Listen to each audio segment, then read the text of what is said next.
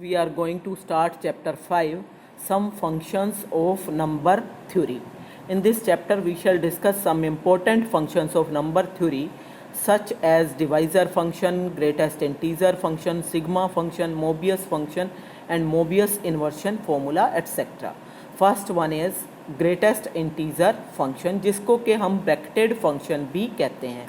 तो bracket function कैसे define करते हैं ये ऑलरेडी आप सभी ने पढ़ रखा है, उसको हम रिवाइज करेंगे कि if x is any real number then the largest integer which does not exceed x is called the integral part of x and is denoted by bracket x. The function which associates integer bracket x with each real number is known as bracket function और greatest integer function. इसी को हम इस तरह भी define कर सकते हैं जैसा कि इसका नाम बता रहा है, greatest integer function means the greatest integer less than or equal to x. मतलब x से छोटा लेकिन उन छोटों में सबसे बड़ा जो भी इंटीजर होगा वही कहलाएगा greatest integer function या bracket x. तो it means for any real number x we have जो ब्रैकेट x है वो x से छोटा होगा या बराबर होगा और x माइनस वन से बड़ा होगा. तो x minus one is less than bracket x is less than और equal to x where x is any real number. कैसे? अगर आपके पास 2 का ब्रैकेट फंक्शन लेना है, 2 का ग्रेटेस्ट इंटीजर लेना है तो 2 खुद ही इंटीजर है, इसलिए इसका ब्रैकेट फंक्शन की वैल्यू आएगी 2. अगर 6.5 का लेना है तो इससे जस्ट छोटा इंटीजर, मतलब इसके जो जस्ट लेफ्ट में लाई करे. अगर आप रियल लाइन पे प्लॉट करोगे तो रियल लाइन पे इसके जस्ट लेफ्ट में क्या लाई करेगा? 6.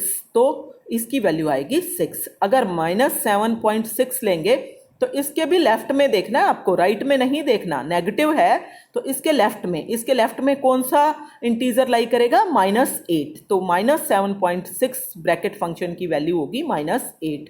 इसी तरह से 10/3 ब्रैकेट फंक्शन की वैल्यू अगर आप डिवाइड करोगे तो 3.33 आएगा ना, और उसकी वैल्यू आ जाएगी 3. ठीक है. इसी तरह से -पाई की वैल्यू जो है वो आपके पास कितनी होती है? पाई की वैल्यू 3.14 समथिंग इस तरह से होती है ना, और नेगेटिव है तो -3.14, तो उसके जस्ट लेफ्ट में क्या लाई करेगा? -4. तो इस तरह से आपके पास वैल्यूज आएंगी. तो अगर इंटीजर हुआ तो सेम वैल्यू आएगी, अदरवाइज सेम नहीं आएगी. ठीक है. तो if x is an integer then bracket function x is equal to x and bracket function x is the largest integer less than और इक्वल टू x. आप यही डेफिनेशन याद रख सकते हो. ठीक है. Therefore x is equal to bracket function x plus r, जहां पे r की वैल्यू 0 और 1 के बीच में लाई करेगी. मीन्स 0 इज लेस देन और equal to r is less than 1. 1 नहीं हो सकती, 0 हो सकती है. 0 कब होगी? जब x आपके पास क्या होगा? इंटीजर होगा. हेयर r की वैल्यू जो है यहाँ से आपके पास क्या आ जाएगी? x माइनस ब्रैकेट x, और उसको हम किससे डिनोट करेंगे? This is called fractional part of x. तो ये आपके पास x रियल नंबर है तो उसके 2 पार्ट हो गए. एक इंटीग्रल पार्ट जिसको हम ब्रैकेट फंक्शन x से डिनोट कर रहे हैं, और एक हो गया r जो कि हो गया fractional part of x. If a and b are positive integer such that a is equal to q times b plus r where 0 is less than और equal to r is less than b, then in that case a by b की value क्या आ जाएगी? यहाँ से q plus r by b. तो और अगर मैं इसको b से डिवाइड करूं तो 0 is less than r by b is less than 1 हो जाएगा. तो उस केस में a बाय b का ब्रैकेट फंक्शन आपके पास क्या आएगा? q, क्योंकि ये आपके पास हो गया फ्रैक्शनल पार्ट और q क्या हो गया? Integral part. ठीक है. तो इस तरह से आपके पास आएगा. अब नेक्स्ट थ्योरम देखो. Let x and y be any real numbers then the following properties hold. First one is कि bracket function x is less than और equal to x is less than और less than bracket function x plus 1. तो किस तरह से आपको करना है? फर्स्ट प्रॉपर्टी के लिए किसी भी रियल नंबर x के लिए हमें ये पता है x इक्वल होता है bracket function x plus r, जहाँ पे r की वैल्यू 0 इज लेस देन और equal to r is less than 1 है. आप क्या करो, इस वाली इनइक्वालिटी के अंदर सारे के अंदर आप ब्रैकेट फंक्शन x ऐड कर दो. तो ये हो गया bracket function x plus 0 less than और equal to bracket function x plus r and less than bracket function x plus 1. अब bracket function x plus r की वैल्यू क्या है, एक्स है ना, तो यहाँ पे मैंने लिख दिया x, so bracket function x is less than और equal to x is less than bracket function x plus one. So first result आपका प्रूव हो जाता है। देन सेकंड रिजल्ट के अगर एक्स प्लस एम का ब्रैकेट फंक्शन लिया जाए जहाँ पे एम कोई भी इंटीजर है तो that will be equal to bracket function x plus M.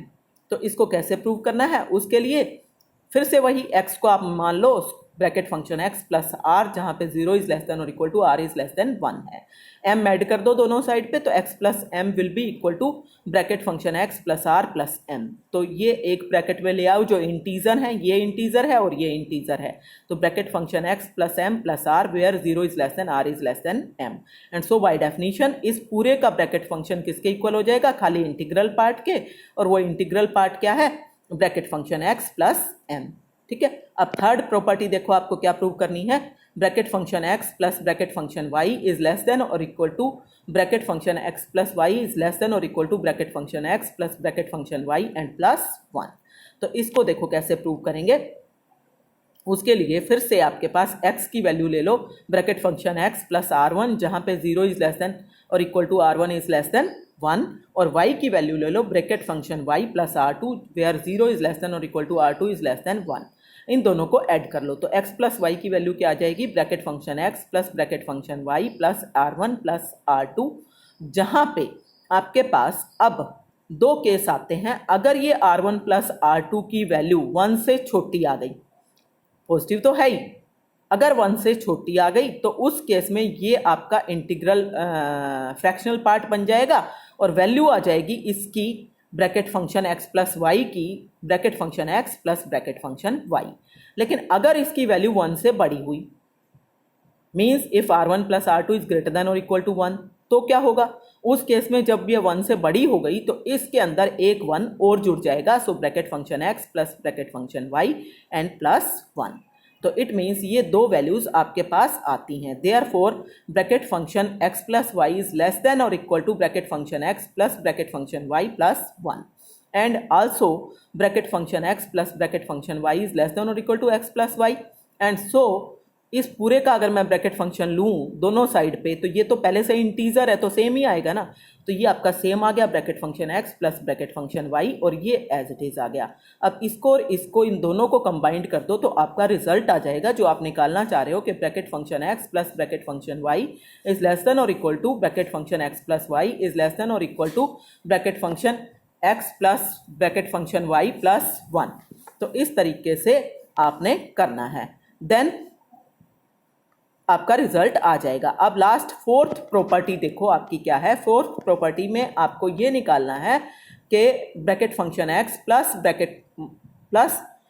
Bracket function of minus x is equal to 0 if x is an integer and -1 otherwise. तो इसको कैसे प्रूव करेंगे, तो उसके लिए bracket function x is equal to x, अगर x integer हो, और ब्रैकेट फंक्शन माइनस एक्स के इक्वल आएगा क्योंकि x इंटीजर है तो माइनस एक्स भी इंटीजर है, और इन दोनों को ऐड करके आपका आ जाएगा 0। तो अगर x इंटीजर है तब तो आ गया 0, अगर x इंटीजर नहीं है तो x इक्वल होगा bracket function x plus r के, जहाँ पे 0 is less than r is less than 1, क्योंकि इंटीजर नहीं है तो यहाँ पे लेस आएगा, इक्वल की जरूरत नहीं है, और माइनस एक्स की वैल्यू हो गई minus bracket function x minus r, minus से मल्टीप्लाई करेंगे तो सब माइनस हो जाएगा ना। सो माइनस एक्स का ब्रैकेट फंक्शन आपके पास क्या आ जाएगा, उसको निकालने के लिए पहले आप यहाँ से ये देखो, अगर 0 less than r less than 1 है तो उस केस में आपके पास क्या आएगा, 0 -1 से मल्टीप्लाई करूँ तो 0 greater than minus r is greater than -1, so -1 is less than minus r is less than 0। तो इसका मतलब आपके पास ये वैल्यू आई माइनस आर की वैल्यू 0 से छोटी है और -1 से बड़ी है, तो इसका मतलब इसके लेफ्ट में क्या है, -1 है, तो माइनस आर का ग्रेटेस्ट इंटीजर फंक्शन क्या आएगा, -1। So this will be equal to minus greatest integer function x -1, and so bracket function x plus bracket function minus x is equal to -1, and this proves the result. Next theorem देखो, छोटी सी थ्योरम है आपके पास, for any positive real x and y bracket function x minus y is less than और equal to bracket function x minus bracket function y is less than और equal to bracket function x minus y plus 1। तो फिर से पहले की तरह जैसे अभी प्लस वाला किया है वैसे ही करना है। x को ले लिया bracket function x plus r1, y को ले लिया bracket function y plus r1, जहाँ पे 0 is less than r1 is less than 1 है, 0 इज लेस देन और equal to r2 is less than 1 है। तो x माइनस वाई क्या हो जाएगा, bracket function x minus bracket function y plus r1 minus r2। अब हम वैल्यू निकालना चाह रहे हैं r1 माइनस r2 की। ये लेस देन और इक्वल टू 1 था और ये भी लेस देन और इक्वल टू 1 है। इसको मैंने -1 से मल्टीप्लाई किया तो -1 less than r2 is less than 0 आएगा। इन दोनों को जब आप ऐड करोगे तो आपके पास आ जाएगा -1 is less than r1 minus r2 is less than 1। तो इसका मतलब आपके पास दो केस हो गए कि या तो r1 माइनस r2 की वैल्यू -1 और 0 के बीच में लाई करेगी, या r1 माइनस r2 की वैल्यू 0 और 1 के बीच में लाई करेगी। अगर ये -1 और 0 के बीच में लाई कर रही है तो ये वैल्यू हो जाएगी -1, और अगर 0 और 1 के बीच में लाई कर रही है तो ये वैल्यू हो जाएगी ब्रैकेट फंक्शन की 0। तो ये दोनों वैल्यूज़ को हम यहाँ पे यूज़ कर लेंगे 1 में। तो आपके पास greatest integer function x minus y will be equal to bracket function x minus bracket function y minus r1 minus r2 पूरे का ब्रैकेट फंक्शन।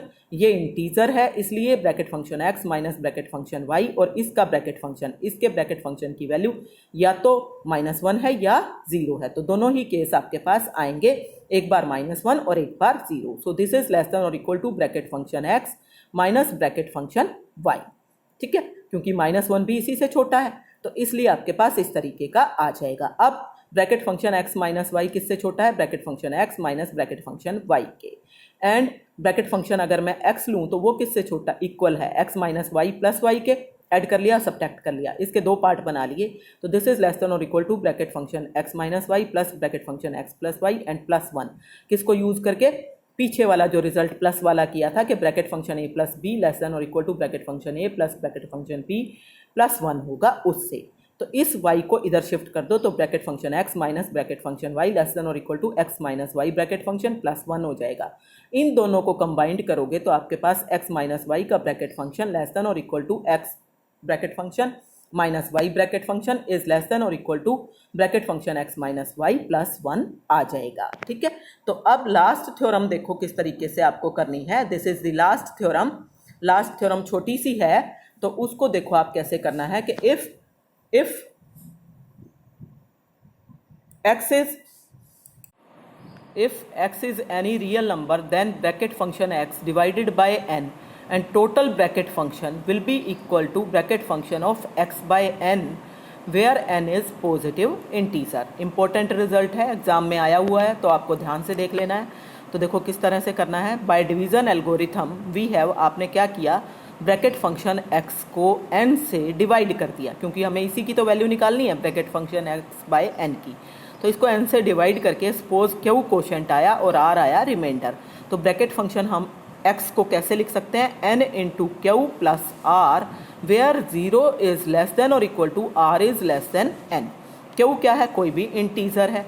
अब उस केस में for any real number x, उस केस में x की value क्या होगी, ब्रैकेट फंक्शन x प्लस सम s क्या है, फ्रैक्शनल पार्ट ऑफ x। तो s की वैल्यू किसके बीच में लाई करेगी, 0 और 1 के बीच में। अब राइट हैंड साइड ले लो आप। राइट हैंड साइड क्या है, bracket function of x by n। तो x की वैल्यू मेरी ये हो गई bracket function x plus s by n। अब ब्रैकेट फंक्शन x की वैल्यू ये यहाँ से n क्यू प्लस r है, ये वाली वैल्यू यहाँ पे पुट कर दी तो n q plus r plus s by n। Divide करो तो q plus r plus s by n आ गया। अब आपके पास ये गिवन है कि r की वैल्यू जो है वो n से छोटी है, इसका मतलब r की वैल्यू ज़्यादा से ज़्यादा n माइनस 1 है, तो r इज लेस देन और इक्वल टू n माइनस 1। तो r प्लस s क्या हो जाएगा, s की वैल्यू 0 लेस देन 1 है, तो इसका ऐड करोगे तो r plus s less than क्या हो गया, n minus 1 plus 1 means r plus s divided by n is less than 1। इसका मतलब ये वैल्यू जो है ये आपकी 1 से छोटी हो गई।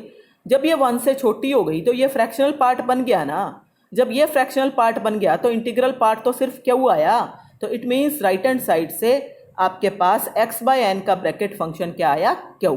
और लेफ्ट हैंड साइड अगर मैं लूँ तो वो आपके पास है bracket function x divided by n का bracket function and that is equal to n q plus r divided by n से n कट जाएगा, q plus r by n। और क्योंकि r जो था आपका n से छोटा है यहाँ पे, तो इसका मतलब n से डिवाइड करोगे तो r बाय n 1 से छोटा होगा, तो इसका मतलब ये आपके पास क्या हो गया, फ्रैक्शनल पार्ट हो गया, and therefore this will be equal to q।